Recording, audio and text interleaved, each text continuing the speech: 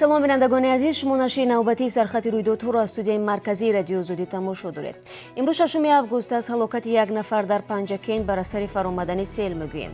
дар ҳоле ки толибон дар шимоли Афғонистон мавзеъҳои навро ишғол мекунанд, артиши ҳукумат ҳамлаи ҷавобиро шурӯъ намуд ва вазорати корҳои дохилии Русия намояндагони кишварҳои ИДМро ба суҳбати онлайнӣ даъват карда гуфт, то ба ҳол 700 000 муҳоҷирони ғайриқонунӣ дар ин кишвар боқӣ мемонанд. боронҳои шадид ва фаромадани сел дар деҳаи амондараи Панҷакент талафоти ҷонӣ ва хисороти молӣ дар пай доштааст. мақомоти ҳукумати шаҳри Панҷакент ба радиои Озодӣ гуфтанд, ки шоми рӯзи гузашта бар асари фаромадани сел як марди 61 солаи сокини ин деҳа зери хок лой монда ҷон бохтааст. ба гуфтаи Муҳаммад Сафар Собиров, муовини раиси шаҳри Панҷакент, дар ҳоли ҳозир таҳти сарварии раиси шаҳр гурӯҳи корӣ таъсис шуда хисороти селро муайян мекунанд.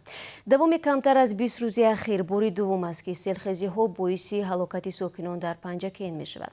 рӯзи 19 июл бар асари боронгарӣ ва омадани сел дар деҳаи Дашти Қозӣ ва чарогоҳи тобистонаи Киштудаки Панҷакент 12 нафар аз ҷумла кӯдакон ҷон бохтанд.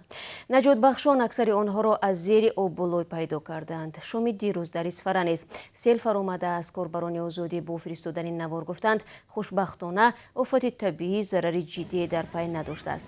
кумитаи ҳолатҳои фавқулодда ҳушдор медиҳад, ки имрӯз низ хатари фаромадани сел дар манотиқи мухталифи Тоҷикистон вуҷуд дорад. вазорати маорифи Тоҷикистон эълон кард, ки имсол хонандагони синфҳои якум барои гузаштан аз давраи мутобиқшавӣ аз 9 август ба мактаб мераванд. ин давра то 20 август идома карда, сипас онҳо ба мисли хонандагони дигар аз 1 сентябр ба таҳсил шурӯъ хоҳанд кард. ба гуфтаи масъулони вазорат, ҳар сол барномаи омодашавӣ 1 август оғоз меёфт, вале имсол бо дар назардошти пандемияи коронавирус ҳайати мушовараи вазорати маориф ва илм тасмим гирифт, ки санаро бидиҳад. соли гузашта бинобар он ки хонандагон дар пайи хуруҷи коронавирус барвақттар ба таътили тобистона рухсат шуданд, занги аввал дар мактабҳо 17 август садо дод. рӯзи 5 август нирӯҳои ҳавоии Афғонистон ҳамлаҳо болои мавқеъҳои толибон дар ҷануби Афғонистонро аз сар гирифтанд. дар ҳамин ҳол толибон дар шимоли Афғонистон боз чандин минтақаи дигарро ишғол карданд. вазорати мудофиаи Афғонистон изҳор намудааст, ки ҳамлаҳои ҳавоӣ дар саросари Афғонистон ва аз ҷумла вилояти Ҳилманд ҷой доштанд. толибон талош доранд маркази вилояти Ҳилманд шаҳри лашкаргоҳро зери назорат бигиранд. хабаргузории Reuters аз қавли фармондеҳони толибон овардааст, ки ин ҷунбиши исломӣ мехоҳад фурудгоҳҳои шаҳрҳои Ҳирот ва Қандаҳорро таҳти тасарруф дароварда, сипас ҳамлаҳо ба шаҳрҳои дигари Афғонистонро оғоз кунад. қабл аз ин, аз оғози ҳамлаҳои ҳавоӣ, артиши Афғонистон аз сокинони лашкаргоҳ талаб кард, ки аз шаҳр берун шаванд. гузориши Искандари Хоҷамирзодаро мебинем. рӯзи 5 август тамрини муштараки Тоҷикистон, Узбекистон ва Русия дар размоишгоҳи ҳарбмайдони вилояти Хатлон воқеъ дар наздикиҳои марзи Тоҷикистон ва Афғонистон шурӯъ шуд. дар арафаи тамрин, вазорати мудофиаи Русия гуфт, ки барои ширкат дар ин машқҳо 1800 афсару сарбоз ва 420 адад техникаву муҳиммоти ҷангӣ мефиристад.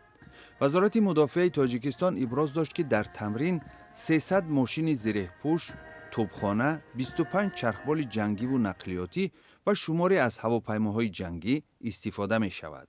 ҳамзамон Русия дар Узбекистон ҳам бо сарбозони узбек тамрини низомӣ мегузаронад.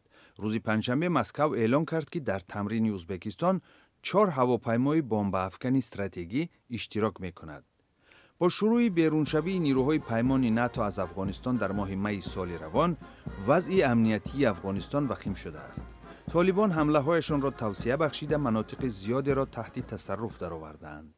русия нигарон аст, ки нооромиҳо метавонад ба назму суботи кишварҳои Осиёи марказӣ ҳам латма занад. хабаргузории РИА Новости аз қавли раиси ситоди марказии нирӯҳои мусаллаҳи Русия Валерий Герасимов овардааст, ки Москав ирсоли силоҳ ва муҳиммоти ҷангӣ ба Узбекистону Тоҷикистонро афзоиш дод.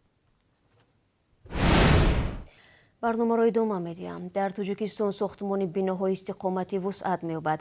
بنا به آمار آژانسی ساختمان کشور در 6 ماه سال جاری نسبت همین دوره سال گذشته 23% بیشتر منزل‌های استقامتی به استفاده داده شدند. کارشناسان این را از جمله به استواری نرخ منزل ربط می‌دهند. علاوه بر این سرمایه‌گذاران کوشش می‌کنند که تطبیق لایحه‌های قبلا آغاز یافته ساختمان منزل را به انجام رسانند.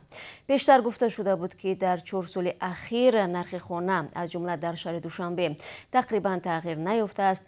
به حساب میانه ارزش 1 متر مکعب منزل در قسمت مرکزی پایتخت $650 و در کناره‌های آن از 400 تا $450 را تشکیل می‌دهد. رئیس ولایت مختار کوهستانی بدخشان ضمن نشست خبری در هفته جاری اویدی وزیرهای ولایت صحبت کرده است و گفته یادگار فیض برای بازسازی قطعه‌های گوناگون را و مطابق کردن با معیارهای جهانی از 10 تا 15 سال و یا بیشتر از آن ضرور است و از جمله سر هر چند وقت بسته شدن روی وادی برتنگ را در پی سیل و ترمفرایی توضیح داده گفت که این مشکل سالهای دراز جا دارد زیرا نوبسته به تعمیر آفت‌های طبیعی پیوسته روی مذکور ویران میکنند. مقامدار افزود حالا مشکل اساسی شاهروی خاروق رشدقلعه و خاروق اشکوشین باقی میمونند که به تعمیر نیاز دارند اما تا حال برای اجرای این کار مبلغ پیدا نشده است.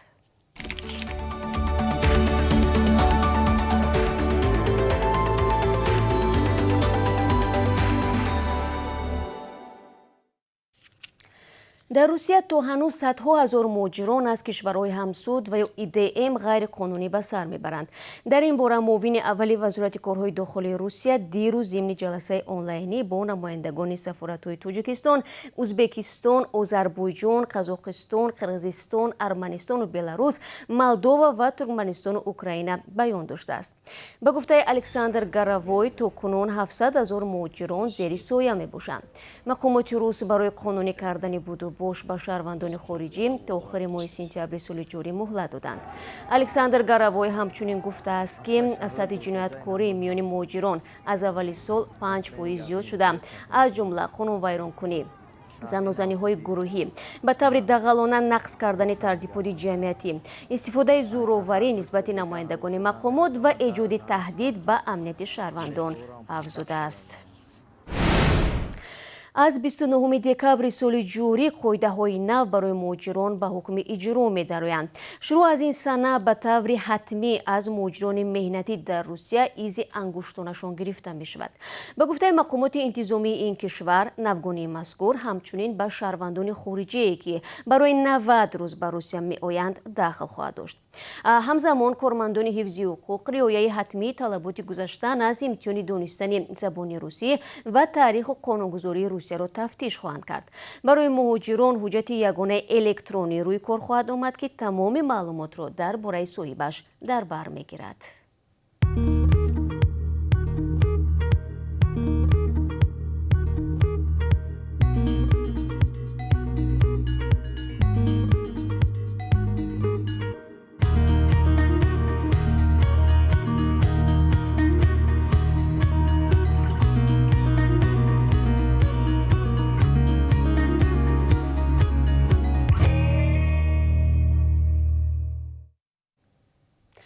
وزارت معارف روسیه برای سفر دانشجویان خارجی به این کشور در شرایط پاندمی تلفنی باوری را فعال کرده است.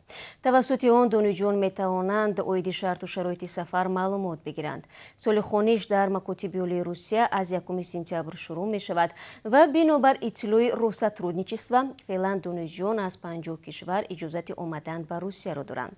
طلبات عمومی این است که قبل از ورود محصلین خارجی باید از کرونا ویروس PCR تست سپارند. بعد آمدن به این کشور باز یک بار دیگر سپاریدن PCR تست ضرور می شود. تا معلوم گشتن نتیجه آن دانشجو باید در خانه بماند و در درس‌ها آنلاینی اشتراک کند.